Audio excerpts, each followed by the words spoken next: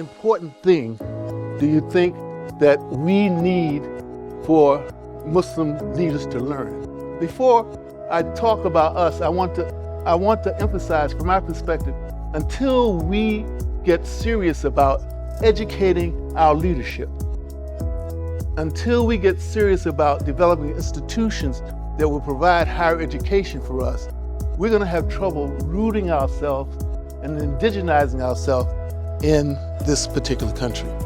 One thing you'll notice about us is that we don't try to reinvent the wheel. And so one of the reasons we were at Bright Divinity School, in 2019, was trying to pick their brains and try to understand what they were doing.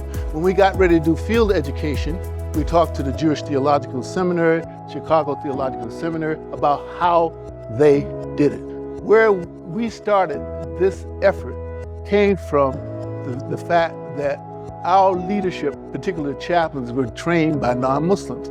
We're not going to get very far, as I said before, unless we train our own. No disrespect to Hartford Seminary. I don't say you shouldn't go to Hartford Seminary, but we should build our own institutions. The reality is that most of the chaplains, and there's no disrespect to any of the chaplains out there, I'm a volunteer chaplain myself, most of the chaplains who are out there now were trained by non-Muslims. But on the other hand, we have something called TISA on demand, while we do short courses, and we have the Visionary Leadership Program, because we think that right now we need triage.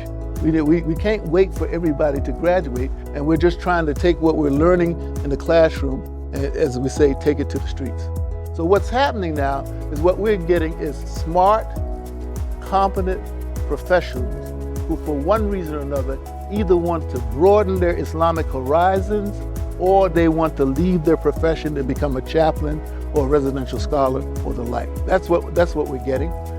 Meanwhile, one of the things what we're doing, we have a recruitment plan, is that we're beginning to focus on pipelines in the community that produce people with strong Islamic studies background. We want to be the best institution teaching people to be ethical leaders in the world, period. Assalamu alaikum wa rahmatullahi wa barakatuh.